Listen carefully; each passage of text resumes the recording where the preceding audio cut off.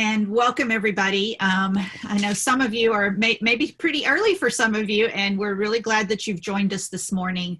My name is Connie Richardson. I'm from the Charles A. Dana Center at the University of Texas at Austin. And we just want to acknowledge before we get started really that Strong Start to Finish and Education Commission of the States gave us this opportunity to provide this series of webinars that are taking place over the next month. If you will look down at the bottom of the screen, the bottom of the slide, sorry, you'll see that there is a tiny URL, and I will drop that into the chat for you as well. So let me get that, and I'll have to drop it again later for people who join later. So there's the tiny URL. That takes you to a Dropbox folder. And in that Dropbox folder are some resources that we'll be referring to during this session. Nikki and I'll also be adding some things to the Dropbox folder over the next couple of days, kind of in response to some of the discussion. We hear, okay, people want to hear about this, and we'll drop some resources into the box folder. So once again, welcome from the Dana Center, from CCRC, from Carnegie Math Pathways, Bruce Vandal Consulting, and our funding by Strong Start to Finish and Education Commission of the States. Nikki, you want to go on to the next slide? Nikki's going to be running most of the show today, so she's running the slides for me as we get started. So I mentioned that this is a series of webinars. You may remember in the registration, you had the option of coming on Wednesdays or Thursdays, so welcome Thursdays. And that we're starting today with promoting equity, because we really want to think about not thinking about adding on equity at the end, but as we everything we do, we should think of it from an equity lens first. How do we make sure that anything we plan after this, that we have that equity focus?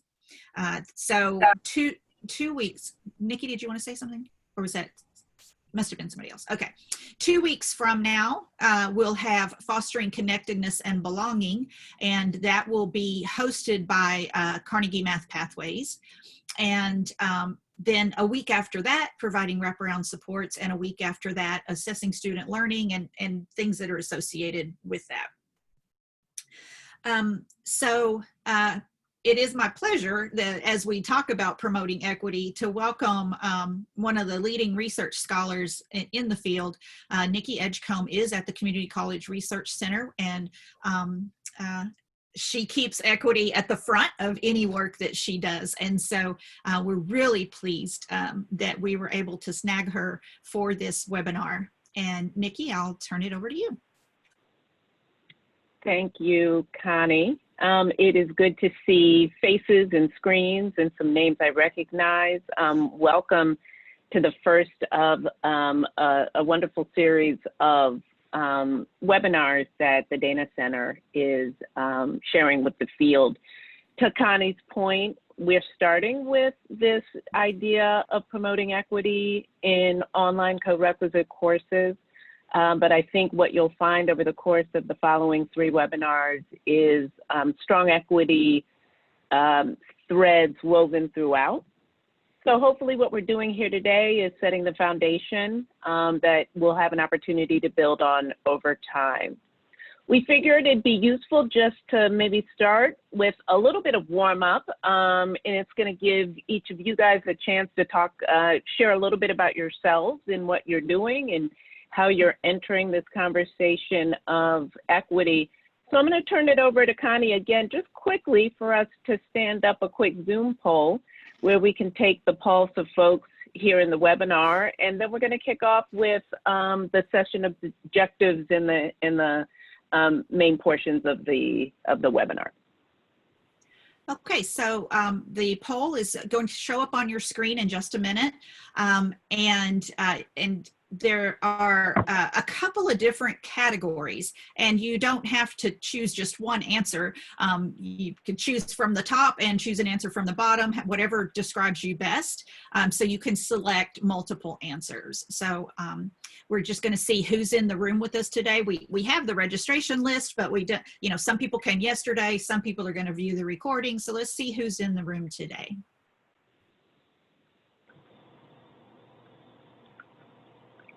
Okay, responses are coming in.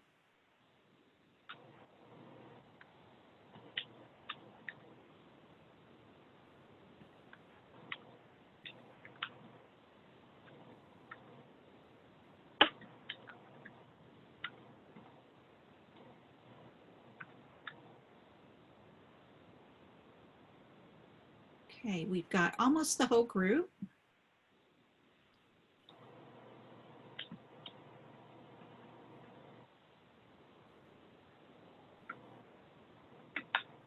And we seem to have slowed down, so I'm going to go ahead. Oh, a couple more popped in. Okay. Wait another second. All right. So here are our responses. Fantastic. All right. I see my friends in the two-year college space are fully represented today, though glad to also see some folks who are teaching at four-year institutions. Wouldn't be surprised if there was some overlap there. Got some other as well. Got 8% of you all teaching a co-requisite course online right now. 8% feeling like they're in a good place in promoting equity in their co-requisite courses, and about a third of you acknowledging that these equity discussions can be hard. I think that is what I'm seeing in these responses is pretty aligned to what we typically run into in the field, in the sense that I think a lot of us know these equity discussions are really important, and that there's a lot of work that has to be done, both in terms of building our knowledge and expertise on the topic, but also giving us very practical things we can do around our practice related to equity. So we're going to talk a little bit more about that today, and let me get us started by just going over our session objectives. So I will formally welcome you to, I'll call you all the Thursday group. You're the lucky group because you get the version where I've thought about all the things that I didn't like yesterday, and so we've made some changes to the presentation that I hope give you an opportunity to engage and learn and have some tangible things that you can take away. We're going to aim to tackle about 4 things in our, what I hope is a conversation between me and you, between yourselves over the course of the next couple of hours. First thing we're going to do is to begin the process of reframing how we think about students in these courses, and discuss why that is important if we are going to try to address inequities that exist within our courses, within our institutions, and within our society. We're going to do a brief introduction and workshop a little bit around cultural responsive and sustaining teaching practices, and hopefully set the stage where those of you who are interested in pursuing change in this space will have a couple tangible, a tangible roadmap to think about the ways in which you might be able to integrate this kind of pedagogy in your work moving forward, or share with your fellow colleagues. We're going to talk a bit about the technology issues that hamper equitable access to courses and content, and we're going to have a slight deeper dive into some of the theory and frameworks that are guiding how we think about equity within the online teaching and learning space. And lastly, I just want to bring a little bit of context, maybe kind of enlarge the picture a little bit, and give us a bit to think about as it relates to ensuring students have equitable access to our co-requisite courses and supports. So let me begin with a definition that some of you may have already seen. This is from the Center for Urban Education at University of Southern California. And we just wanted to begin by putting forward this concept of equity-mindedness. And equity-mindedness is sort of just a general way of being that allows us to engage this conversation, hopefully in ways that are really productive. For the folks at CUE, equity-mindedness refers to the perspective or mode of thinking exhibited by practitioners who call attention to patterns of inequity in student outcomes. So note, there's a proactive dimension to equity-mindedness. It's not a neutral position, but rather when we see inequity, we call it out. And in fact, what that means is we're looking for inequities. But we're not simply looking externally. As the definition continues, these practitioners are willing to take personal and institutional responsibility for the success of their students and critically assess their own practices. We're all actors in CUE's definition of equity-mindedness, and the first space of change we can make is in reflecting on and interrogating our own practices and those of our institution. So it's very much grounded in, I would say, kind of two really critical dimensions here. One is this idea of calling out inequity when we see it, not being silent around that. And secondly, around owning responsibility for making that change. And as we get to our discussion a little later on culturally relevant pedagogy, I think you'll find that this becomes an important thread that we can build on. So how do you think, particularly about that second sentence in this definition, how do you begin, what are the strategies you can use to kind of enter into that place of reflection, introspection might be another way to put it, so that you can take that personal responsibility advocated by CUE? To do that, you know, our equity journeys do have to begin with our looking in the mirror. And there's a few tools that are out there, concepts that are out there that I think can be useful in that regard. So we like to think about these things first before we enter kind of how we're going to do this within a Corequisite course.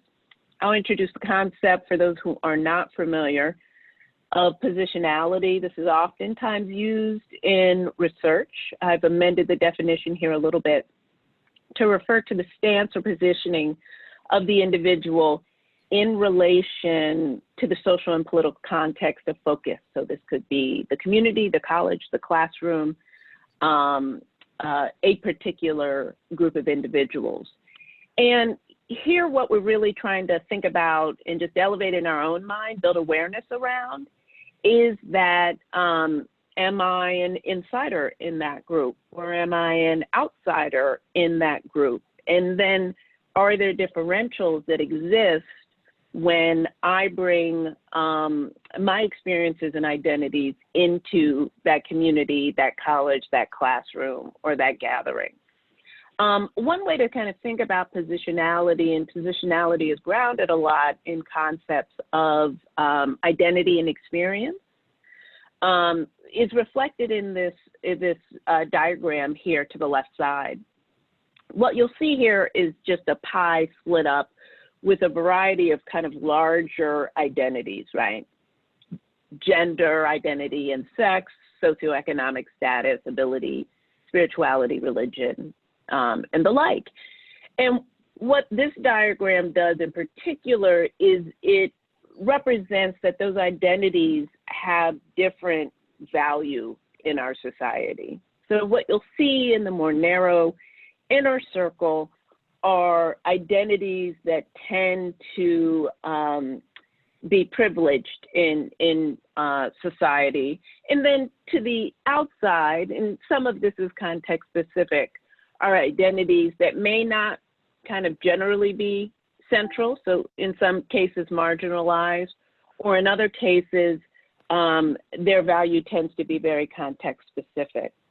So one of the things that we do when we think about positionality is we sort of move into this process of reflexivity, where we're consciously and critically reflecting on our beliefs, value, biases, and these identities, right? They're all tied together, and how they may be influencing our behavior, our approach to our teaching practice, our assumptions about students, our interactions with colleagues, our understanding of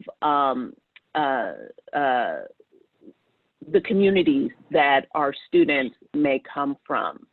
So we don't have time today necessarily to go through deep exercises around positionality. I'm going to share some additional resources with Connie that she can put in the Dropbox, but I flag these because they're important precursors, important internal introspective work that each of us can do as we enter these conversations. And I think part of what made it so that only 8% of us felt we were well on our journey on equity is there is a certain discomfort oftentimes with coming to grips with the ways in which our identities and experiences may shape our outlook, and it takes some work, right? So I think it's one of the more powerful tools, I think, at our disposal, sometimes not acknowledged because it seems so basic, is simply to write some of this stuff out. So we've done exercises as researchers where we literally try to kind of list what our identities are, share them with one another, think about what is primary to us, and then hear from others about what they may see in us that perhaps we did not list. And then we think about the ways in which our interactions are impacted by those very identities. So think of positionality, that is simply being able to identify those identities that we have, and then reflexivity, the opportunity to reflect on them and think about how they impact what we see and do and know and understand as important precursors for entering discussions of equity. So we're going to jump in here to our first main area of work. So that's about thinking about students in our Corequisite support courses. And an equity-minded perspective is going to ask us to do some reframing. Now, why is that? That's because I list out 3 reasons here, but frankly, it could be many more. But equity-mindedness requires us to take that personal responsibility for student outcomes. And taking that responsibility really does oftentimes require us to refocus and be willing to locate problems in our sphere of influence, right? Our practices and policies, and not in the students. We'll have a tendency to describe students, poor students, students have these challenges, and that may all be true, but that's frequently not a great place to generate action, right? So thinking about reframing things about how are the services and the teaching or instruction support that I provide supporting my low-income students may be an important way of reframing and entering this conversation. It's also important to acknowledge, as the first sentence of the Q equity-mindedness definition reminded us, that systems, the systems we live in, the systems we operate, our higher education systems, do exacerbate inequities, and inequalities. And those inequities are deeply entrenched, right? So we have wonderful co-requisite courses at our disposal, and we certainly want to ensure that students, minoritized students, have equal access to those. I'll talk a little bit more about that at the end of our presentation. and have comparable success in those courses as, say, their white peers. But we also have to recognize exactly how historical disadvantage accumulates and how that may be impacting how students are able to engage with us and how we are able to engage with students. So we need to be able to take that big picture and not come into this work ahistorically. And I think one of the other critical dimensions of entering this work and thinking about how we approach students is that reforms like co-requisite courses like Math Pathways, they reflect a lot of progress, particularly in the developmental education space, but they also come with pitfalls, things we need to worry about. So we want new ways of thinking that help us to see those pitfalls in particular as we're adapting and implementing these reforms. So take, for example, co-requisite courses. Our center's been studying them for probably a decade, if not a little bit more now, and I think we're very kind of comfortable with this understanding of giving students access to the college level curriculum is really important, and certainly important relative to asking them students to be in these prerequisite courses. We've done some recent analyses where we found that there are students who are being enrolled in co-requisite courses who are likely to be successful in gateway courses without that co-requisite, right? So our progress is allowing us to move the goalpost a little bit, and that's great. But we always have to be on the lookout for the unintended consequences. Math Pathways, obviously we want to streamline and tailor mathematics instruction to align with students' program of studies, but we don't want to track students, right? We don't want all the minoritized students, all of the low-income students in one track and other students, let's say, in a STEM track associated with higher labor market returns. So it's just really important to be aware of that as we enter this work. So let's think a little bit about some of the reframing that we can do. These are just by way of example, and you all will likely think of others and can talk about that when we break out. But one place to start is thinking about whether someone is college ready or not. It's already college ready is a challenging concept. It means different things in different contexts, and we recognize that. But one of the things the research has helped to establish is that our dominant systems of assessment and placement can be quite flawed.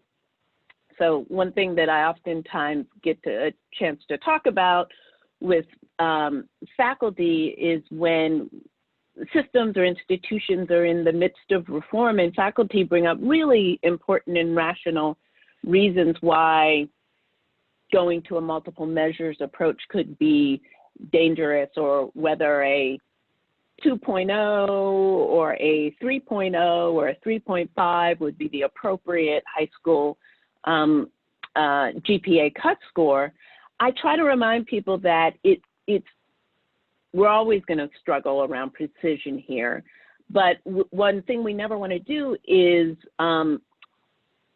misinterpret how we're used to see these systems sorting students. That is, when we used AccuPlacer, this is sort of what the makeup of my class looked like, versus what's accurate. So what we're used to and what's accurate or most precise are oftentimes very different things. We want to be moving towards precision in service of student learning and student success. But as we kind of go through this change, it's really important to reconcile that. And then I think specific to the co-requisite model, it's very hard to make precise determinations about who requires what additional support. Should my co-req be 1 credit hour, 3 credit hours? Should it be based using instructional software, or should the same instructor be teaching the gateway course and the co-requisite companion course? Those are all hard determinations. Some are made because of a lot of institutional constraints.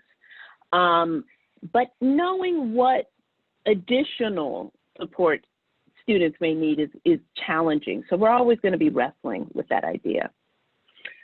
Another way to reframe our thinking is, as I mentioned previously, these students have so many challenges, and it's not that they don't, you know, I think that there are students that we serve that do face considerable obstacles, and it's important to recognize and know them. But that's also a place where you can get stuck, right? It's also a place where the solution path feels outside of your control because it's about poverty or housing insecurity or other issues that are really important and consequential to students' college success. That said, we've got to find space in thinking about where students need support, where we can first identify the assets that they're bringing to our institution, regardless of some of those societal situations, and build on them in the course of our online co-requisite courses or in other teaching and learning contexts. And to think oftentimes about challenges as areas of development. You know, we hear things about motivation and engagement and even bad academic habits, right? So the way students maybe were taught in K-12 and perhaps students not necessarily being very independent learners. All of that is perhaps true. Those also happen to be areas of development that are malleable, that are things we can change. There is wonderful scholarship and more of it coming out by the day that talks about very particular interventions, very particular changes to strategy that can help build those skills. So important to understand that, yes, in fact, that these are real and consequential challenges, and we are here to help students address them. So one other way of reframing it. And then another piece that I think is very challenging in the higher ed space is these questions, this sort of concept of students' right to fail. Well, if you come to my class and you don't participate, you know, that's your right. You can fail, you know, you're paying for this, or the taxpayer is paying for this, or whomever is paying for this. While that may in fact be the case, I think one of the critical decisions, again, going back to that first sentence of Q's equity-mindedness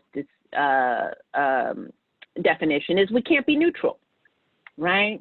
So my proactive stance is, no, it's not about a right to fail. Some may believe that, but I'm driven by the imperative for you to succeed. And then along with that comes a set of dispositions, behaviors, other things that we do as instructors, advisors, administrators, academic support staff, others, to support student success. We're not going to get it all the time. We're not going to get 100% of it all the time. But if we're oriented towards that success, as opposed to viewing them as having a right to fail, that can make a meaningful difference in the experiences of students. So we want to design and deploy our co-requisite and other supports with these kinds of reframings in mind. So let's jump into our first activity. I'm going to do a little bit of a preview to give you guys a sense of what you're going to do in your breakouts, and then Connie is going to give us some specific instructions about how we can work in those breakouts. Let's go back to that concept, that second concept I talked about identifying and building on students' assets. So I do a lot of research on bilingual and emergent bilingual students. Emergent bilingual, oftentimes referred as English learners or English language learners. And, you know, I'm continually impressed by the range of knowledge, skills, and dispositions they bring to ESL and other courses. And, you know, one thing I've noticed is, you know, the immigrant or outsider experiences have in many cases made a lot of our bilingual or emergent bilingual students really good at forging connections across linguistic communities. You know, part of it is out of necessity, but I just have always been impressed with their ability and willingness to step out and do that. And so let's say I want to use that in my teaching and grow multilingual learning communities as part of my instruction. So how might I go about thinking about that? So what about, say I'm teaching a Corequisite math course. So as I'm introducing new mathematics terminology, maybe I can figure out a way to structure those lessons so that my bilingual and emergent bilingual students will have opportunities to actually present and teach that same terminology or related terminology in their home language to their peers, right? So now I have an opportunity to both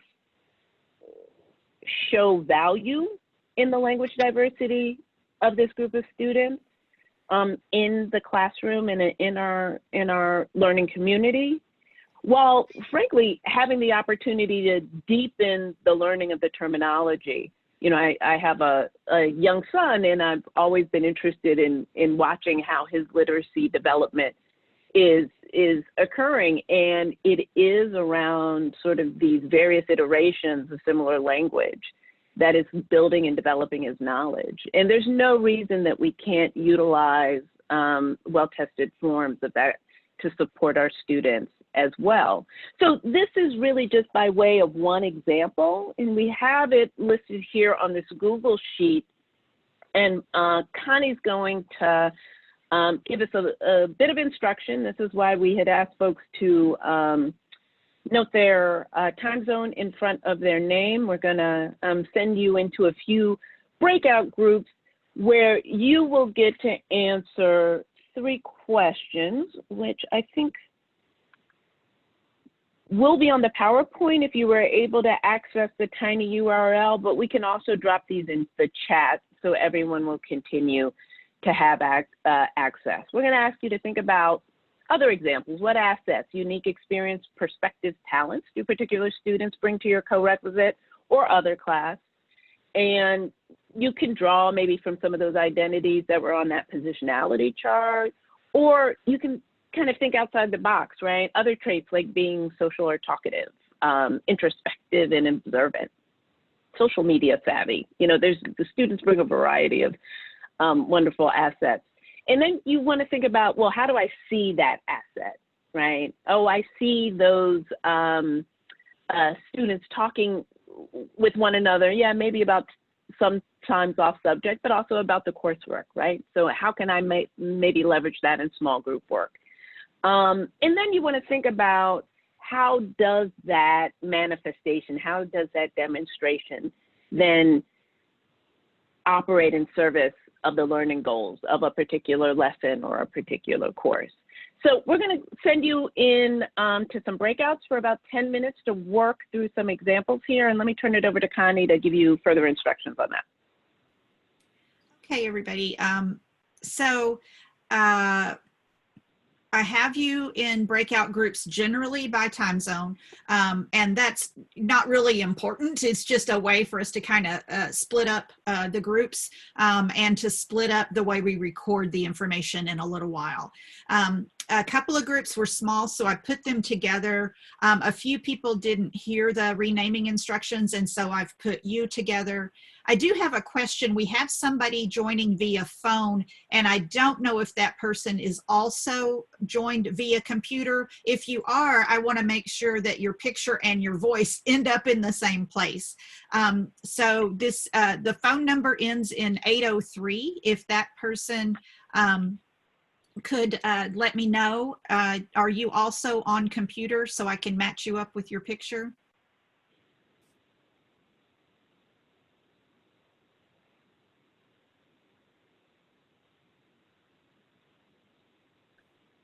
Okay, we're just going to give this a try.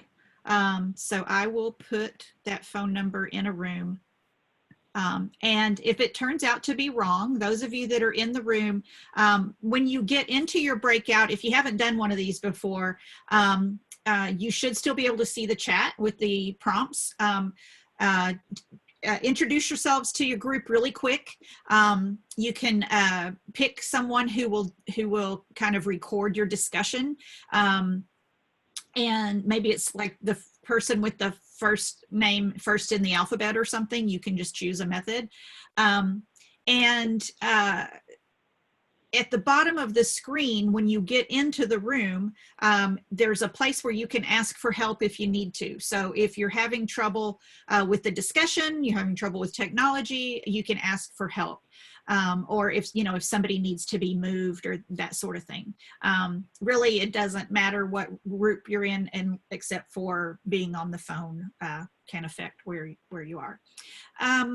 You're going to have 10 minutes, but after 9 minutes, you'll get a little warning that you've got 1 minute remaining. So let's see. If there are no questions, give a minute, see if everybody's okay. Oh, okay, so we've got somebody that wants to move to, okay, hope I did that right. All right, no questions, here we go.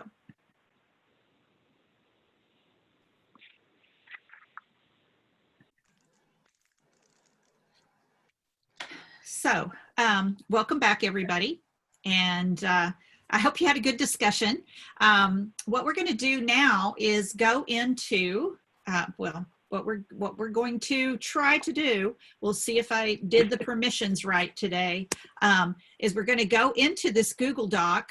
And the reason we split up into time zones is just so that not everyone is in this, kind of competing for the same cells in the Google Doc. So if you'll just find your time zone along the bottom of the sheet. So those of you in Central, go click on the Central tab and start entering. Which students were you discussing? What assets do they bring to class? And how do you leverage that in service of the learning objectives of the class? So if you'll go ahead and navigate there, and somebody give me a thumbs up. Did it work? Are you able to edit?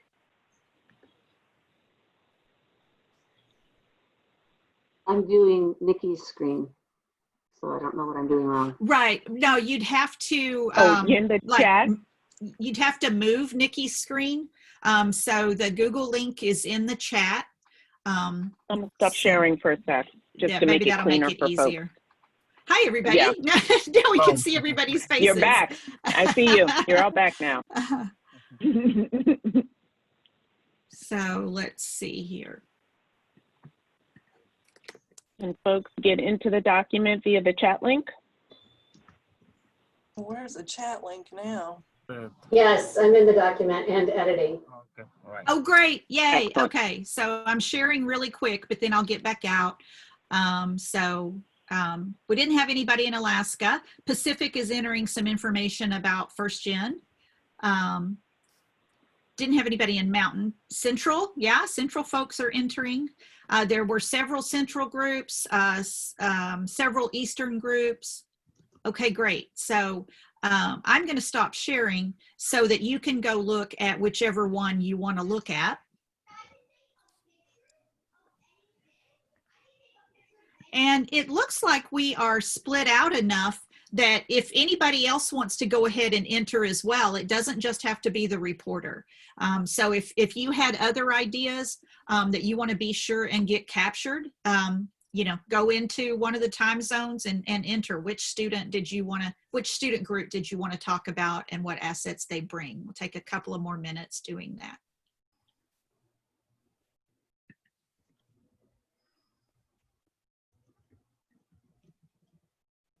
Oh, somebody is referencing the positionality, right? That's great. Yeah, that positionality graphic.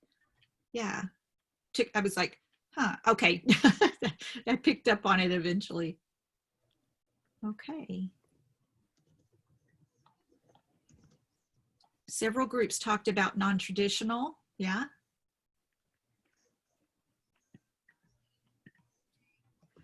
And not surprising, right, with as big a community college group as we have here today, to be thinking about non-traditional students.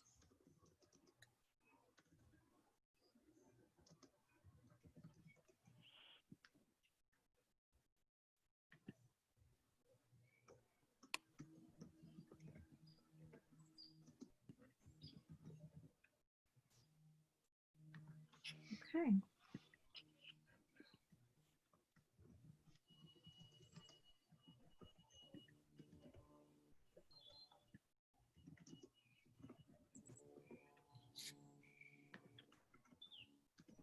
Okay, some really great discussions here. So I'm not going to cut anybody off. If you have other things to enter, go ahead. After the session, then I'll put this in the box folder where your other resources are. It'll stay up on Google as well, but I'll drop it into your box folder in case you want to go get it. And Nikki, did you want to make any observations about what you saw entered into the Google Sheet? No specific observations. I saw that Central Time Zone group was on fire. I like what I'm seeing there. But it's just, I think part of what we're doing here, and obviously we want to spend more time. You can do this with colleagues. You can think about this relative to the courses you teach in the institutions where you work. But the exercise of just sort of forcing yourself to articulate these things can be really useful and helpful in your equity approach. And so what Connie will eventually share will be just sort of this nice compilation of ideas and identities. And you can imagine very different choices being made on how you want to leverage those assets in service of your instructional goals. It's just a function of kind of thinking about the process we may want to go through to think about this more explicitly. And we'll revisit this idea a little bit momentarily as we jump into our discussion of culturally responsive and sustaining teaching. So I'm going to share my screen one more time. Get us back to the presentation, but if you want to just keep filling out your ideas and finish up your ideas, please feel free to go ahead and begin, continue doing that. So I just wanted to, as the next dimension of this work, to think about, and really this is very much just an introduction, but to think a little bit about the power and utility of culturally responsive and sustaining teaching practices when you want to promote equity in your online Corequisite, or frankly any courses. There is myriad resources on this topic. Now, much of it has been developed in the K-12 space, but I would argue in the recent, in recent years, there's definitely a growing body of resources and scholarship on culturally responsive and sustaining teaching practice in higher ed. And I think it's really going to be incumbent upon us to help build it. I think practitioner research, scholarship on teaching and learning is really going to be the driving force here. So we need to do more of it. We need to do more documentation. It doesn't happen without bumps in the road, but I think we can learn and understand and certainly draw on some resources that are in the field to jumpstart this conversation. So, I think one of the things that's important to think about is that while a culturally responsive and sustaining teaching practice has the real potential to make your online Corequisite course more engaging and more rigorous, developing this practice will benefit your teaching regardless of instructional delivery modality. So lots of just important lessons that apply whether you're face-to-face, online, or in hybrid settings. And lastly, what we're going to try to do is building a culturally responsive and sustaining teaching practice is very much in line with what my colleagues at the Center for Urban Education are talking about when they ask us to pay attention to patterns of inequality and to critically assess our own practices. This is the space where that introspection and that proactive understanding of inequities and injustice that exist in our society, in our institutions, in our classrooms can then we can begin the work to address those more formally. So teaching, I think one of the things that always can get lost in these conversations of culturally relevant, culturally responsive, culturally sustaining teaching practice is we somehow kind of frame culture to wholly be about kind of difference in different students and just sort of that orientation. But, you know, we have a really strong understanding of the fact that teaching already is a cultural enterprise. The back and forth, the context setting, the social interactions that are part of teaching means we're already engaged in this cultural enterprise, and our questions or opportunities that culturally responsive and sustaining teaching is trying to elevate is really around what values we're ascribing to different cultural facets. So I'm going to talk a little bit, you know, about kind of 3 domains here, but remembering that our teaching is already implicitly and explicitly governed by a set of norms, ways of being and knowing, assumptions that have really been instilled in us since our formal schooling began, right? So it's already deeply cultural, it's already deeply entrenched. And then directing this cultural enterprise to show understanding of the identities and experiences of minoritized students and to build on the assets that they bring to class really does have the potential to reap significant rewards. So we're going to talk a little bit about learning environment, curriculum, and instruction. These are 3 domains that I pulled out that I feel are always helpful to frame, but there's certainly different components of the work that we could explore as well. So not meaning to necessarily limit the conversation. So when we think about the learning environment and the classroom culture, in order for culturally responsive and sustaining teaching practice to do well, we just have to attend to context, to the environments that we're setting, and they may look a little different than what we're used to doing. I created these little vignettes. This is my voice, not, you know, voice from students necessarily or faculty that I've interviewed, but I think it represents a constellation of thinking from those who have been engaged in this work. But it gives you a sense of what a learning environment, a classroom culture that is attending to a more culturally responsive and sustaining practice will look like.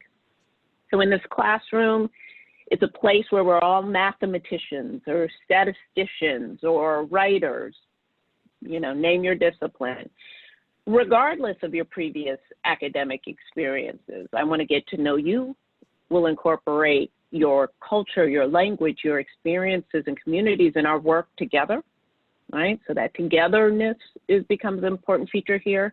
This is the community, right? We have mutual obligations and mutual benefits that accrue. And we care about and will support one another. We're independent, interdependent, and our success is collective, right? So one of the critical dimensions that you'll see in the scholarship around equity in schooling is around the importance of building a sense of sort of collective both responsibility and support. And so that's one of the important features that can be thought of when we're building learning environments that are culturally sustaining. Quickly, let's move on to curriculum.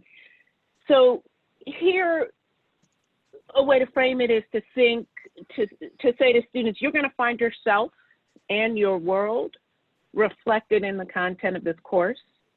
I will ask for your input on what activities we do, because I see you as a really important agent in your own learning, right? So embedded in content here is a focus on self-regulation, independent learning, and other things that I want to build. Remember, we view challenges as valuable, things we can address. Being explicit about them becomes important in the equity context.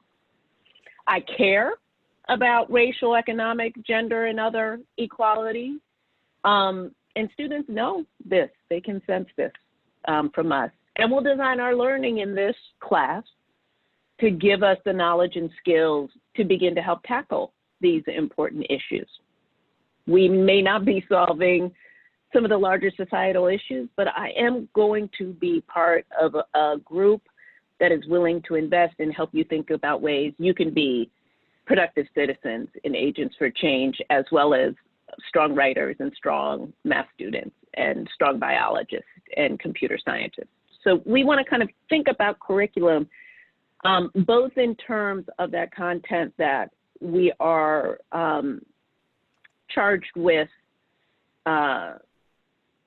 teaching, but also in terms of embedding these other elements that we want to help develop in our students, particularly competencies that we think will support their academic success. We're not going to leave that to advisors or student success courses to do. We're going to put them in our courses as well, right? Because what you can imagine is the cumulative benefit of this happening in my English class and my math class and my psychology class and my physical education class and my speech class. The cumulative benefit is really what's going to drive my development in that space.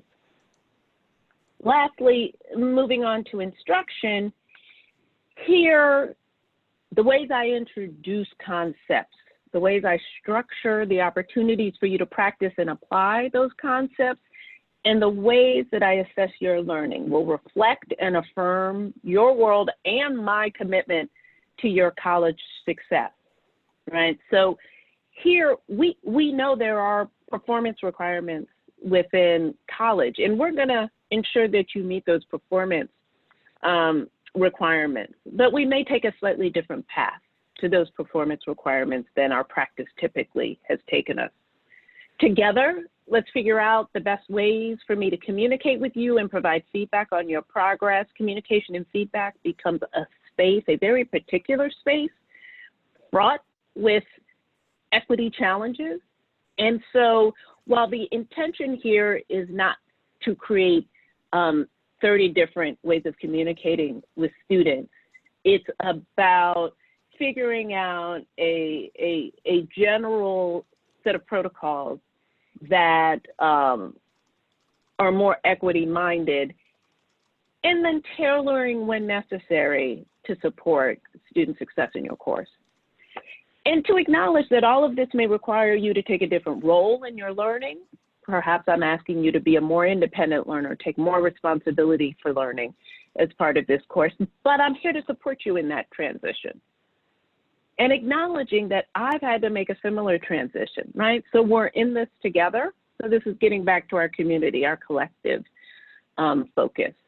So these are just sort of three big spaces where really important work around culturally responsive and sustaining teaching practices can happen. And just, again, illustrative vignettes designed to kind of think about what are the messages, and there's more beyond what has been presented here, but what's a sampling of the types of messages that we want to be able to convey across each.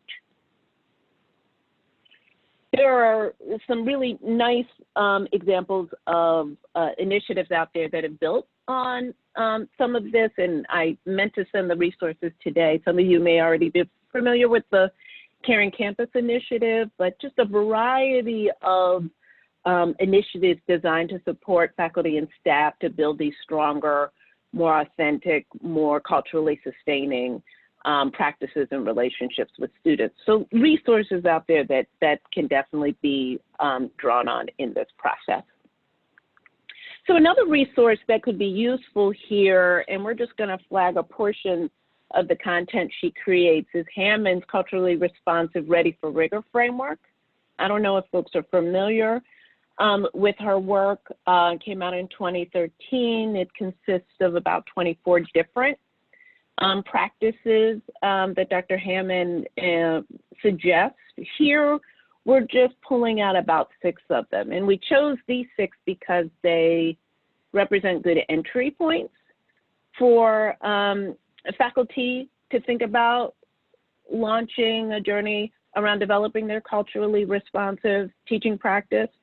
But they also can be relevant and important as we think about teaching online. And we'll have a little bit more to add to that as well. So by the name, I guess you can get a sense that the Ready for Rigor framework is not about watering down content or lowering expectations, but to the contrary, Hammonds is really advocating creating an environment in which students engage in rigorous, independent learning, right? If we create those equitable communities that we want, students are much more likely to engage. That is the place where they feel less vulnerable being challenged, where they have an opportunity to engage in productive struggle, where they realize that that's worthwhile and it doesn't discourage them from the instruction. So the framework broadly is really trying to think about kind of this both and vision of integrating this more culturally responsive pedagogy while maintaining, if not increasing, the level of rigor, right? And what facilitates you being able to do that is not simply changing your curriculum, but changing the environment, creating an environment where students are willing to take that risk with you. So we pulled out, again, 6 of these. I'm going to give you a second to read through them. It's about, we're not going to dig into these deeply. The resource that has more detail on each of these is included in the appendix. But, you know, I think that we can think of these as important early stage changes or processes that we want to engage in as we're thinking about this more culturally responsive pedagogy. Knowing your own cultural lens, this gets at the positionality we talked about before. Recognizing cultural archetypes of individualism and collectivism, I think we touched on that as well. Balance, giving students both care and push, right? So I am going to challenge you, but I'm going to ensure that I create a supportive environment. I scaffold your learning to facilitate that rigor. Supporting each student to take greater ownership for his or her learning, help students process new content using methods from oral tradition. So thinking again about, while I have these performance expectations, how am I going to think about new paths for you to learn, apply, practice new concepts, and then demonstrate that learning. And then use of formative assessments and feedback to increase intellective capacity. So we're gonna do another poll and just open up the discussion. I think our group, while large, I think it's small enough to have a bit of a whole group discussion. Let's see here. So, I think I moved this. Of the 6 practices listed here, I have them listed again. Connie's gonna help us out with some polling. Which one of them do you have the most questions about implementing in your online Corequisite course? Now, I know a number of you are not teaching online right now, but maybe you will plan to in the fall. If you do not have an immediate Corequisite course on the table, just think about more generally how you might think about applying these in courses that you are teaching. And which one do you have the most questions about? Okay, Connie, can you tee us up a little bit? Sure. So you're going to be really mad at me because on this poll, you don't have multiple options. You have to pick one. And yesterday's group, very active chat about they wanted to choose more than one. But we're gonna see how this goes as we try to get you to narrow down on one. So here we go.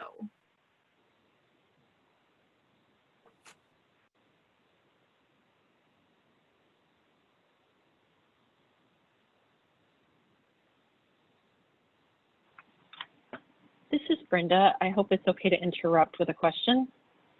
Absolutely. I have the framework for the Ready for Rigor. Can you tell me which of the 6 that you have listed again, just so I know? Absolutely. Know your cultural lens. Okay. Recognize. Oh, okay. Okay, I see. You see? Yep. Got it. Got it. Recognize cultural archetypes of individualism and collectivism. Mm-hmm. Balance, giving students both push and care. Care and push, excuse me. Got those backwards. Balance. There it is. Okay. Okay. Got it. Support each student to take greater ownership for his or her learning. Thank you. help students one more, process right? new Oh, content. Two more. Help Okay. students process more. new content. Okay. See that? And lastly, use formative assessment and feedback to increase intellective capacity.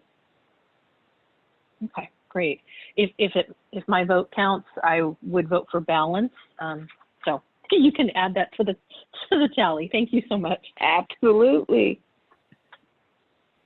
I love this group. It's different from yesterday. I love it. Okay. How are we looking, Connie? We still have a few people that are struggling with making one choice.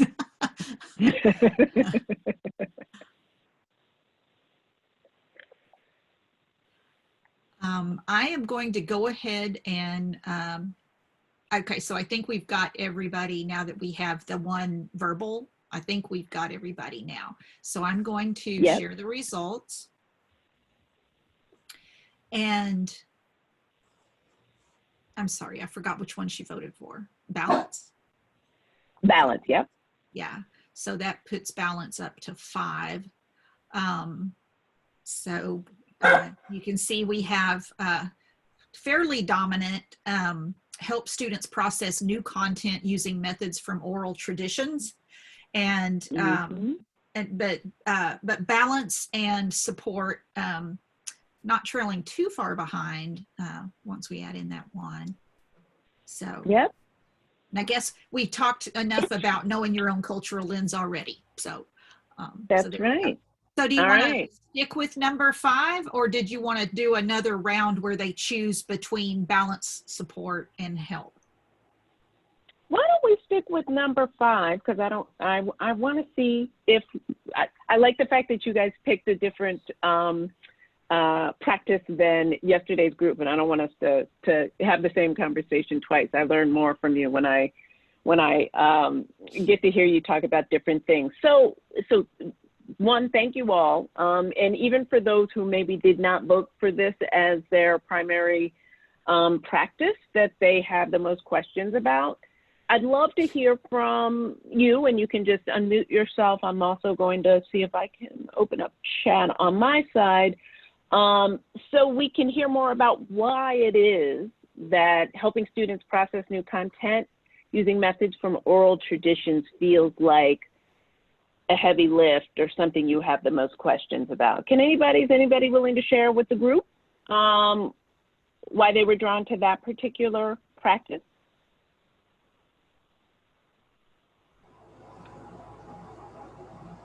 I guess this is Eric. Hello. Hi, Eric. Hey.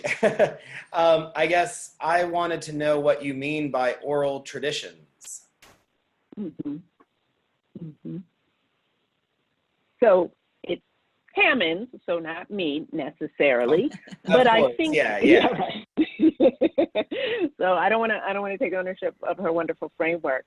But I think where she's pushing us here is really around considering other ways of demonstrating knowledge other than kind of written work or essentially written assessment, right? So really kind of thinking about where we could find comfort in having students verbally communicate and demonstrate what they know.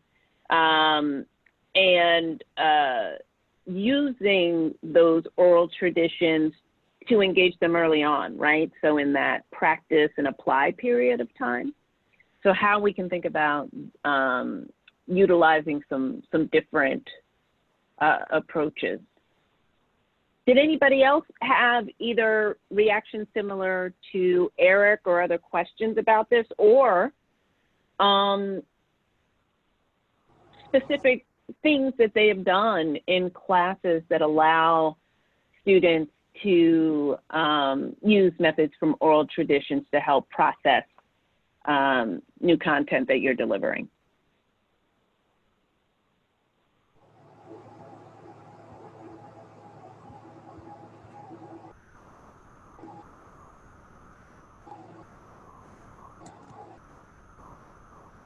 We do have a couple of entries in the chat. Susan shared, it's not the way many of us learned, right? And but that you can have students teach each other and do group presentations and things like that. Mm-hmm. Mm-hmm.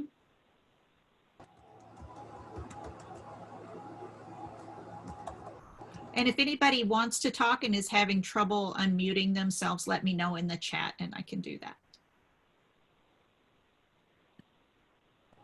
Susan's asking if anyone has actually done oral exams.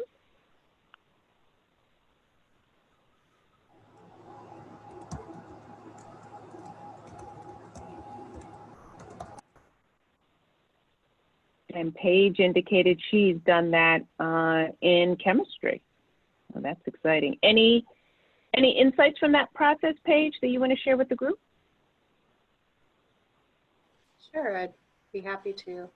I use it, I have used it in the past. I'm not in the classroom currently, but it's in conjunction with the written test where, you know, they're working out problems and defend and refute type questions. But it was a way to meet with students one-on-one. And I would have a series of note cards, 5 to 6 note cards turned upside down. Each note card had different questions on it, and they could pick out of the stack of cards 2 or whatever, you know, how it was set up. And then they would flip it over, and then we would have a discussion, and I'd like to hear as if they were teaching to me. And then I would let them go through kind of that lesson of teaching to me, and then I could ask a couple of resulting questions in a kind of a discussion way. It really helped me to better understand common misconceptions that may be going on across the class or with that particular person, depending upon, you know, how we've worked on different problems together throughout the semester. So I found it to be, you know, logistically very time consuming. However, the information that you receive is very rich and can really add to a better understanding of that individual person, but also across. So there's some themes that emerge for the class. So that was my experience. Nice, nice. I think we have time probably for one more example. Tammy, I know you highlighted something you did in math. You willing to share that with the group? Sure. There was 2 things I kind of covered. It was the partner exam or the street math. Well, why don't you give us a brief bit on both? Okay, so I call it street math, where, you know, I just say, explain it back to me the best that you know how in the language that you have. And so, you know, it's to them, they're trying really hard and searching their vocabulary bank the best they can.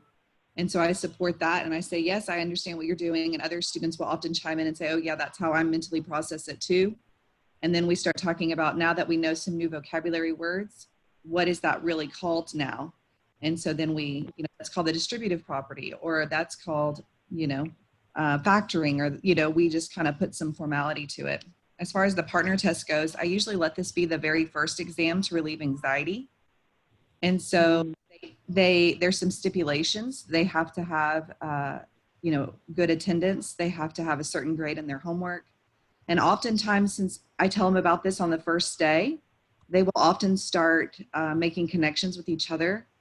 And when I start having them do partner work early on, they start to interview each other on, you know, how are you doing on your homework? Or, you know, if they're not there, they'll quickly, you know, say, hey, what's your phone number? So, you know, we can get together. And, you know, so they start to interview each other. And that first test goes great.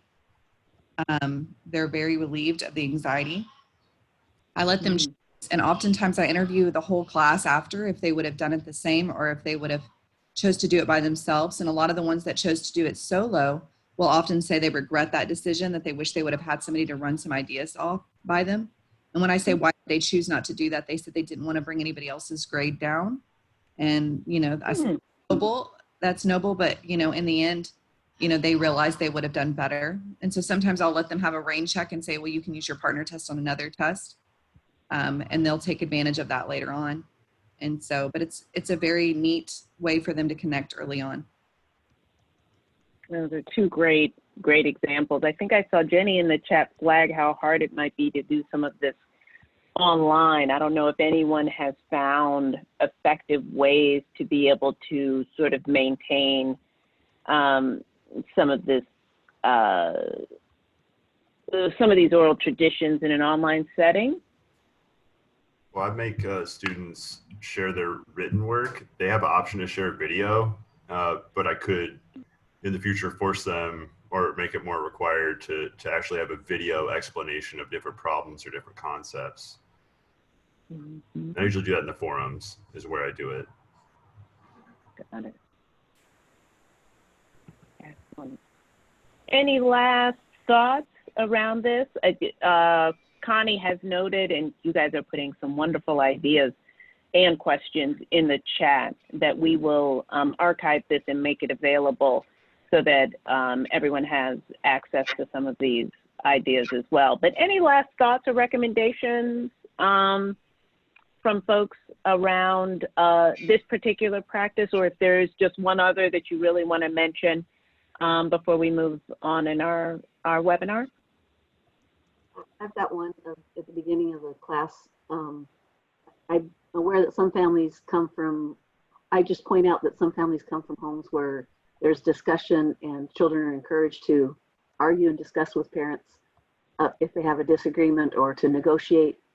And in other families, when parents speak, that's the end of it, and you don't push back, you don't ask questions. And so just talking about that a little bit. So I'll say, how many of you come from homes where your parents encourage you to discuss and argue back and renegotiate? And very often that's a good way to, I'll say, so you're going to be coming into a new culture then, because I want you to ask questions the minute you have them, or to discuss with one another and try to improve on what's being done. That works beautifully in a classroom when I'm in the class with people, and then I can right away see faces and encourage. So my huge problem, and that's the reason for all the being here, is to make that shift now that I haven't been an online teacher, but March 12th, I started becoming one, and I did that. Right. And so now I know ahead of time that I'm going to be an online teacher. I did my best. I use breakout groups as a way to get small groups to talk, and then I jump into the breakout groups. But it's very different from having the faces. And in our school, we haven't even asked that we see their faces. So you get lots of little name cards, like I noticed in our group here. We have a lot of people who haven't shown. Right. So I don't even read eyes. I don't read body language as much. And so I have to trust one another. I have to trust that they'll trust me to be willing to share. So that it just stays as a big question overarching the whole day or the whole webinar. So thank you for all the insights. No, I think this is a space, and I'm just going to talk about this more shortly. Thank you guys for your feedback and sharing there. We've got a ways to go here, right? So some of the traditions, some of the practices, some of the things that scholarship has told us is really important to develop this culturally responsive pedagogy is harder to do in a fully online setting. So I'm going to talk a little bit, first I'm going to talk quickly about some work that's happening, just generally framing some of the challenges we're confronting in the technology space. But I do want to flag an opportunity here just as a next step as you guys think about this. For those who might be interested in going down this road about thinking about embedding, integrating more culturally responsive and sustaining practice in their courses, you know, I would definitely recommend you take a closer look at the full list from Zarita Hammonds' work. Pick 3 or 4 practices to implement, whether it's in your fall course or whatever the appropriate course is. You don't have to try to do 24 at the same time. That is a lot. So, but why 3 to 4? Because if you have a limited number, you have more opportunity to study sort of the underlying theories of change. What is knowing my own cultural lens going to do, right, relative to what I've done typically?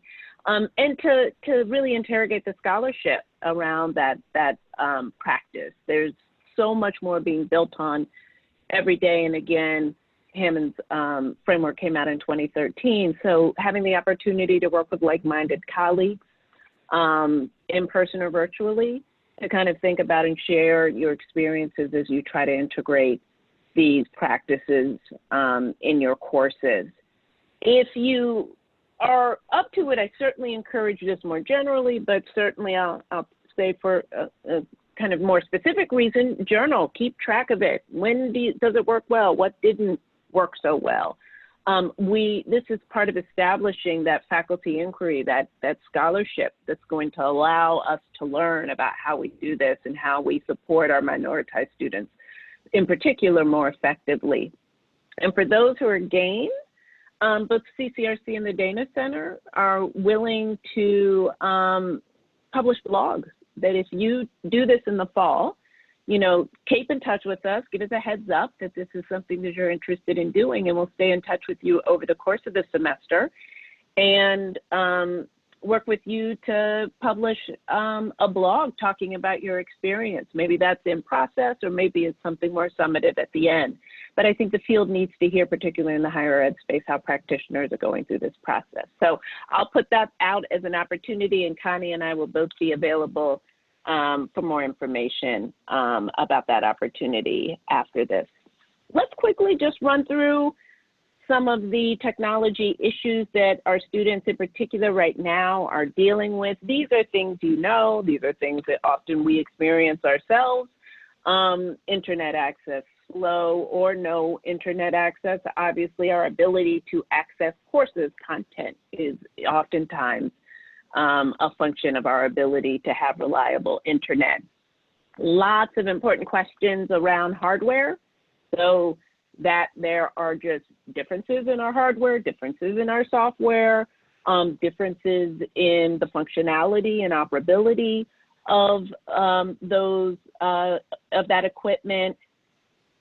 Things like having webcam, microphone, printer in some cases, or even access to software that allows you to access instructional software, or just simply like the Microsoft suite. So all things that we're having to kind of figure out, and we'll have some tips at the end here where you can figure out ways to learn a bit more about that. And then obviously there's a range of sort of what I'll call small p and big P privacy and security concerns. So we have issues obviously with online instruction around where students have the ability to join for synchronous courses and discussions, and is that place amenable to learning? Is it loud? Is it private? Are they able to focus on what's on their screen? And then we have questions of just security related to unsecure public Wi-Fi. And while students are on LMS, we certainly want to limit the likelihood that they may be exposed to hackers or other bad actors. So just being attentive to that becomes important. A few takeaways, action steps related to these technology barriers, consider strategies, particularly as you're getting a handle on the online reliability and access that your students have, of reducing the amount of time students spend working wholly online, right? So if students need to go online to access content, download things, etc., that's reasonable. And the more time you can give students and warning you can give students about getting those materials or engaging those activities, all the better, because maybe it does require a little coordination, sharing of equipment within a household, etc. Ensuring most assignments and assessments can be completed on smartphone. EDUCAUSE did some really interesting survey. About 97% of community college students reported having a smartphone. This is most recently. And I think that figure was about 97, 98% for four-year university students. So this is a resource that students have, but as many of you all know, and as we deal with ourselves, sometimes being able to see the content, obviously on both a small screen and something where the navigation is a little bit more challenging can be hard. And so in that regard, thinking about really keeping our organization and structure of our learning management systems really tight to both support general use online, but also access when it's done on smartphones. And then there's lots of really ways to just both message and solicit information about what the technological hurdles are that students are facing.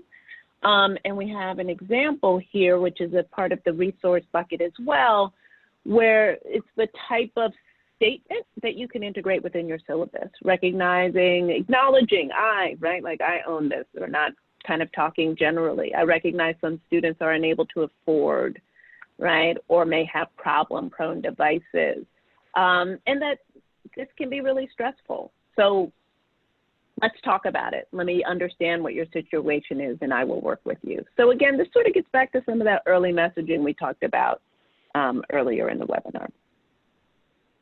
So let's talk a little bit about some of the stuff that I think just came up in our Hammonds discussion, which is around how we create this online presence, right? So the scholarship, the thing that gives me pause here is the scholarship is pretty clear right now on on-line course outcomes for minoritized and low-income students. They fare less well than their white and middle-class peers, right? It is a quite consistent finding in the rigorous literature.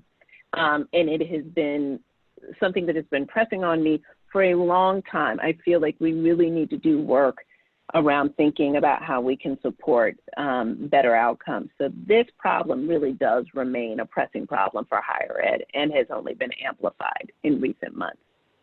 So we don't want our online co-requisite courses to reproduce these inequalities. We know they afford a lot of really powerful opportunities, but they also come with their limits. So what might we change in terms of what we do in our online courses to strengthen the outcomes for minoritized students? So we're going to begin with a look at a well-established research-validated theory on high-quality online courses, and there are a number of resources that I haven't had a chance to get to Connie, but I will. University of California at Irvine has an online instruction research center now that really has a lot of wonderful resources for a variety of audiences. So I will make sure that folks have that link.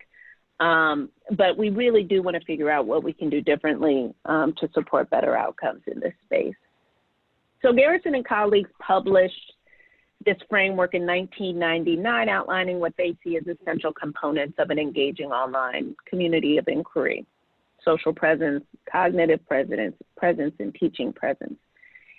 Social presence is really how the instructor projects herself and builds relationships in the online setting. It's oftentimes about creating kind of social cohesion, using one's presence and ability to engage with small and large groups.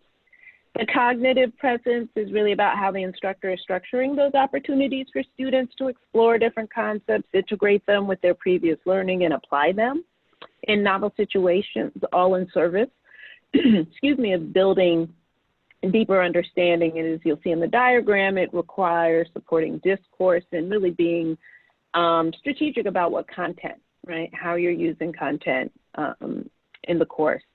And then teaching presence is how the instructor strategically combines direct instruction and facilitation, right? When am I being more directive? When am I allowing students to explore and inquire on their own, but in service of the course's learning objectives? An awareness and a strategic integration of these distinct spaces, these presence in an online setting, I think of as building blocks of the kind of educational experience more likely to help students persist and thrive. Now, we know there's other factors that are at play, but these are sort of essential foundational building blocks if we want to create these more engaging environments where students are able to really kind of set goals and plans, to kind of monitor their own learning, to seek help when they need to in some of these other competencies that are critical to academic success. More recently, scholars have suggested that the Garrison and colleagues framework is a really good start, but not sufficient to address these disparate outcomes that I referenced. So Harris and Wood most recently put forward an additional dimension to this framework that they're describing as equity presence. We're not going to have time to dig into all the facets of the equity presence framework here today, but Connie has also provided a link to a recent webinar that they gave that provides significantly more detail on it. I'll just highlight the main content of it. I think most of them are relatively straightforward. It's about being intrusive, right? So again, not passive. Think back to the equity-mindedness definition. You really got to do outreach and ensure that you're proactively, certainly interrupting inequities, but more generally outreach to ensure, as they talk about, that students aren't feeling invisible, that they have access, these other kind of things that tend to hinder student success in these contexts. Be relational. So ensuring sort of, it's kind of amping up the social presence dimension, but certainly utilizing your connection to students and their connections, peer connections as well.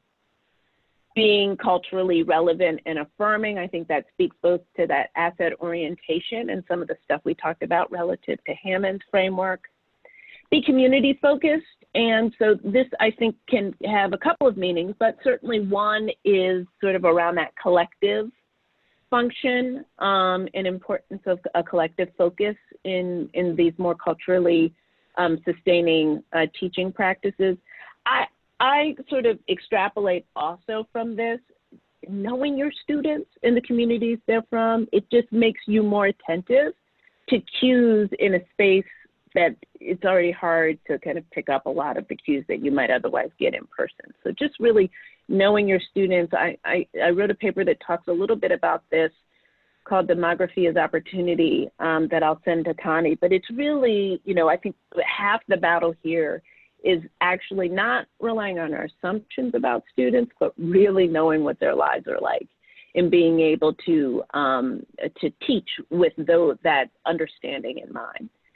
And lastly, and I think this aligns very much to what our colleagues at USC are advocating, it's about being race conscious. If we've learned anything in recent months, there are very particular issues that racial injustice are elevating, right? And while race can be a difficult space for people to feel comfortable talking and learning and engaging, if you are not conscious of and acknowledging the different experiences that students of different races may be having within your course or your institution, you're likely missing an opportunity where you have the opportunity to intervene, right? So building that knowledge and getting to a place where you have more comfort, being more proactive about a race-conscious approach is advocated by Harris and Wood. So what are a few things kind of thinking about both this technology challenge and these new frameworks that we want to leave you with? Make use of technology to obviously kind of build your teacher presence. So posting a short video of yourself, welcoming students to class, giving orientation tours. I saw folks flagging some really interesting software and resources in our chat. So hopefully those might be useful to us as we begin to build this in more systematically to our classes. Use of discussion board, chat functions, other forms of communication, particularly the benefits that those accrue to building community, and also as places where students can both process and demonstrate learning. Making use of some of these verbal feedback features, and I definitely saw a few of those flagged, as well as providing regular but staggered student hours or spaces where students can connect with you. I don't know if it's just me, but my life has been sort of turned upside down. So, you know, the sort of regular times that I connect with people have oftentimes had to be moved. So just recognizing, particularly in our current context, that that's a challenge and something we can address. The other piece, and we mentioned this earlier, is about being explicit about your equity goals in the online space and soliciting feedback and recommendations from students as it relates to those. And then those 5 principles that Harrison would advocate for are ones you can learn more about on their webinar and in some of their written materials, but I would definitely encourage incorporating them as well. So I'm going to end before we could just go to Q&A with just a couple of more big picture things that I have found are really important and I think affect our ability to do and provide Corequisite or frankly any courses online. And that I think are just critical to questions of equity. And most of my learning in this space has to do more with the developmental education space, but I would argue that they could apply more broadly, particularly to reforms or new initiatives happening at institutions. So on the one hand, co-requisite courses by design provide access to the college curriculum that traditional prerequisite developmental education courses do not. And that, that's obviously, we've learned a lot about what power that has in terms of student outcomes, particularly in terms of completing gateway math and English. But on the other hand, because we operate in a system, a higher education system fraught with inequities, it's really easy to overlook the institutional policy and practice, and sometimes the societal factors that may impede the access we're trying to provide. So let me just give a quick example. Lauren Schutte at UT Austin analyzed statewide outcomes of students enrolled in math pathways courses in Texas. And while Lauren found positive effects, very positive effects on gateway math completion, she also found that Black students did not appear to have the same access to the reformed courses as white students did. So in other words, if you look just at the natural distribution of students at these institutions, you would expect to see certain patterns just in terms of enrollment in the courses. And what she saw appeared to be a distortion, where white students were overrepresented in these reformed courses that are associated with better outcomes. So why might this be the case? Are advisors steering white students to these courses or discouraging Black students from enrolling? Or Black students, do they have trepidation about enrolling in these new courses? Are they registering late after they're full? We don't know. Lauren's study didn't allow us to know that, but since she came out with that finding, and I'll make sure to share that brief that she prepared on this, we've seen sort of similar trends across the developmental education reform research space.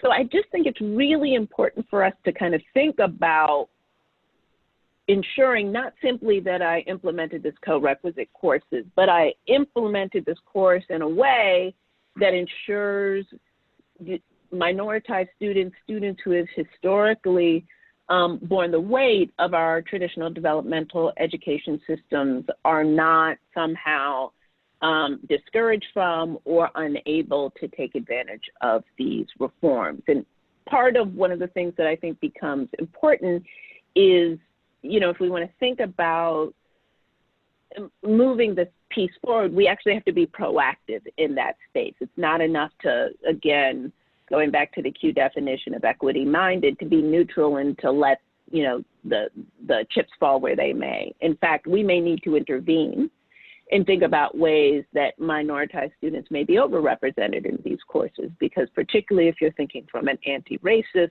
lens, you have to actually take compensatory action. You have to do more, right, to make up for injustice. So I think it's just important to kind of recognize that kind of dynamic is at play. So while we're toiling with our online co-requisite courses and our other courses, as we should be, we also have to keep our eyes open around these broader institutional issues. I'll flag one last one that I think becomes important too. So even slightly higher level, and that's around access to programs of study, particularly access to programs that yield strong labor market returns and help to reduce income inequality. And here we frankly have quite a bit of work to do. I'm going to share a couple of graphs from a brief that is already highlighted in our resources page that my colleagues, John Fink and Davis Jenkins, wrote, that just demonstrates what you'll see here is a system, a community college system, where we took state level data and we looked at the distribution of program enrollments in one institution. So the labels are small, and I will read some of those for folks, but the more important takeaway here is sort of the big bucket category. So you look at that big blue set of rectangles, and that's programs in arts, humanities, communications, and design. And there, what you really see is a transfer, on the whole, is a transfer pathway. So, half, a little bit more than half of enrollments are kind of designed to support students to transfer. One of the challenges we have around when students don't transfer is in some settings and in some contexts, some of these degrees don't have a lot of labor market value. So if you're in this transfer pathway, we want to do everything to support transfer. And as you all know, transfer is another 2-hour or 2-day webinar, given its complexities. But here we see this large group of students in transfer programs, and then we see a large proportion in health, that's the purple, as well as in the light blue is our business students. Now what you see that I just want to highlight is that kind of gray square under the purple, that's our missing or uncategorized students. We don't want students there, right? Like students who are there and not in a declared major are essentially flailing. And we want to ensure that we know students and they have a clear path towards a credential. So with this as a backdrop, what happens when you look more closely at the racial distribution within these programs? Now we're using a slightly different categorization here, but I want to flag something in the columns to the left here, where we have students of color, Asian or white students, and a group of students who we were not able to classify. So generally what you're seeing here are programs that are either structured around transfer, maybe unstructured around transfer, maybe you could, maybe you don't transfer. Those are the blue bars towards the bottom. In our yellow, red, and I don't know, blood orange category are some work first programs, and those are described in terms of the type of wage they generate. Yellow is low, red is medium, and then the top color is high. And then we have this group of students where we really either don't know, they're undeclared, they're uncategorized, or sort of it's privacy, and we don't know exactly what's happening. If you look at that students of color column, I just want to note two things that should raise eyebrows. One is if you look at the orange bar. So students enrolled in work first programs that generate low wage. Look at that, the size of that column relative to other groups, right? It's larger in some cases, almost double, right? So we've got a larger number of students of color, right, clustered in these programs that generate low wage. And then the other thing that we have is if we look across that kind of turquoise blue up, unknown, undeclared, uncategorized group, that group is larger for our students of color.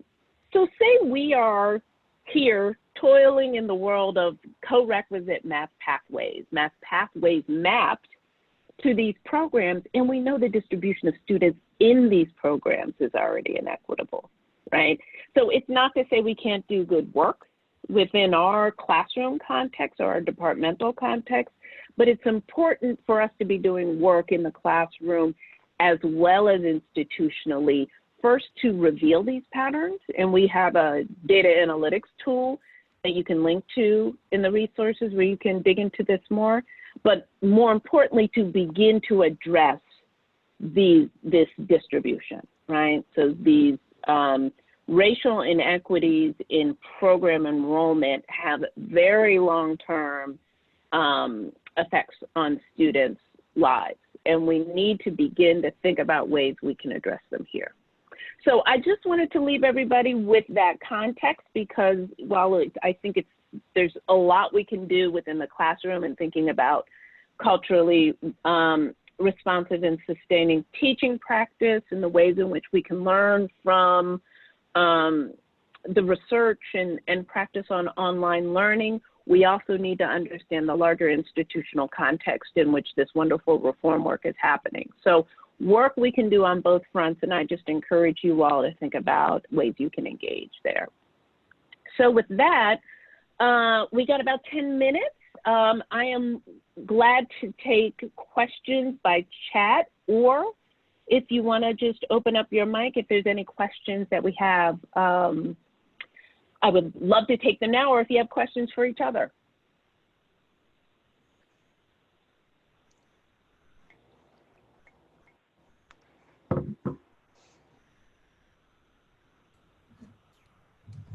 Sometimes I get worried about using certain resources because they can sometimes restrict maybe what web browser or what devices can actually access different things. And I try to do everything. We use Moodle. I know a lot of people use Canvas, but I try to put as many things on Moodle as possible without bringing in too many extra tools.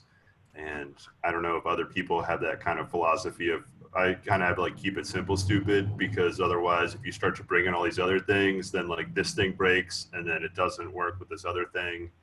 Even though maybe when it works, it could be great. But I just find that the more complexity I add to the teaching system that I'm building, sometimes I can create other problems when things don't work well.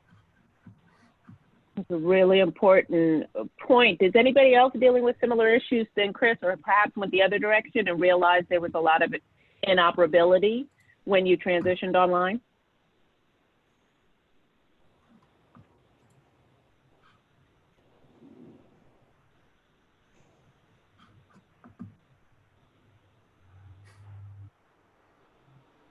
Also seeing a question around people, Susan asking if folks have used Microsoft Teams, so many different platforms.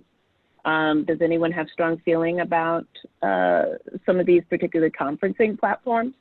Or, you know, Microsoft Teams, I think you certainly can consider it more broad collaboration, online collaboration platforms.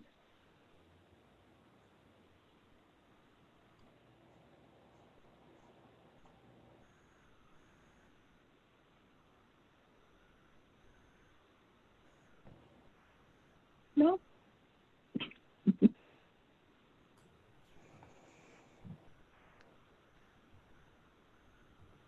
All right, sounds like we're getting some thumbs up on Chris's recommendations around keeping things as simple as possible. And that definitely feels in line with some of the recommendations we're seeing from the field. Anybody else have any? Oh, go ahead, Chris. Oh, there's a lot of features that are in these programs that like we maybe aren't aware exists, like what's already inside Zoom or what's already inside Canvas or Moodle that you just don't realize are there until somebody shows it to you. And I just think exploring the technology you already have to find, kind of squeeze every little bit of you know, interactive potential is important to do also. Mm-hmm. Do you feel like you have sufficient kind of training and support, or you know, do you just go to YouTube, or how do you kind of begin to dig deeper within, let's say, Moodle? I mean, I also majored in computer science and I teach programming classes, so like I'm not a very good example of somebody to ask about this. I could write SQL queries and stuff like that, so Yeah. I can dig pretty deep into these things. But Right. I just, yeah, I mean, for me, I go to the Moodle, I have an account on the Moodle, like, I don't know what you call it, like their main website that they talk about different things, and you can follow recent discussions and you can search the forums and you watch YouTube videos about, you know, Moodle, and just type into Google what you're trying to do. Sometimes somebody's already written something about it. So I think discussion forums are really useful. I'm gonna go ahead and plug My Open Math. Is a super useful tool for hosting homeworks that requires no actual real technology for it to work well. Works in Moodle and Canvas really well. But yeah, just collaborating with other, and also asking other. Don't be afraid to like ask in the discussion forums of these different places, because a lot of times people will answer and give you a bunch of information that you didn't realize existed. All right, that's great. Any non-computer scientists have either any challenges they've confronted or solutions? Thank you for that recommendation around My Open Math. Make sure that that's in the resources as well.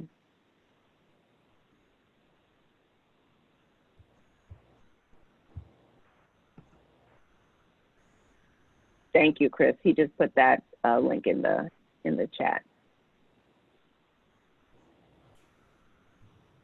So I don't mean to keep saying all these things, but the smartphone is an amazing tool. It's got not only a camera to scan, it's got a microphone, so your students can use it in a Zoom classroom while they're in the same room to, you know, communicate on Zoom, submit assignments. And I mean, I just take photos and I just write on top of it with my tablet with the pen to grade, stuff like that. So you can do a lot with just photos, and not everybody, but almost every student has at least shared some photo somewhere. So that's a familiar process that they've done before. Nice. And I see the our fellow attendees are flagging some really good resources as well around this. So, I mean, I think part of, and, you know, I'm not going to put Connie and the Dana Center necessarily on the hook for this, but I do feel like the opportunity to simply get together and share around these kinds of issues. So when we were talking about Hammonds practices, people brought up specific challenges that they were facing. And then I think, you know, just a conversation around the technologies, both from a kind of hardware and software standpoint, show that you all bring a lot of expertise to this conversation. I think the one thing that I'll frame, and it's sort of the kind of simplification and really utilizing, optimizing equipment that students already have, feels very equity-minded, right? It kind of speaks to meeting students where they are, but still being able to reach your learning objectives and course goals. So, you know, this I think is really an example of the kind of conversations that you want to continue to engage in. And hopefully over the course of this webinar series, you'll have a chance to do that. So I don't want to close off the chat. So if there's any sort of last minute thoughts that anyone has about ways in which we can support stronger outcomes in online courses, and certainly in online co-requisite courses, I definitely encourage you to put recommendations in the chat, as well as any questions that you have, and maybe we can utilize a little bit of our back and forth after this webinar to support one another. Connie, I just want to turn it over to you. I know we've got some resources. Again, a reminder of some upcoming webinars and some resources we can flag. Great, thank you, Nikki. And thanks everybody for joining us. And I know 2 hours is a long time, but I hope that the interactions that you had made it seem like it wasn't 2 hours long. And so we hope that you'll join us for the remainder of the series. It doesn't really matter whether you signed up when you did the sign up thing. If you find an opportunity to join one that you thought you couldn't, feel free to just come on in, okay? The link is, the meeting number is the same. So we would love to have you back for the remaining webinars. Nikki, if you would go ahead. Yeah, just really quick showing some of the resources that were cited in the PowerPoint, but also Nikki mentioned other resources that we will be adding into the box folder. And once we get all those added and we get the recording downloaded from the cloud, then we'll add those, and I'll send you an email, okay, so that you make sure everybody has the link and you know that we've put those materials in there. That way you don't have to keep checking back. We'll send you an email probably Monday or so. If we can go on, Nikki, and there. I just want to acknowledge one more time the wonderful support that we got from Strong Start to Finish and Education Commission of the States, and how much I appreciate Nikki for coming in and guest hosting today and lending her expertise. I'm going to go ahead and stop the recording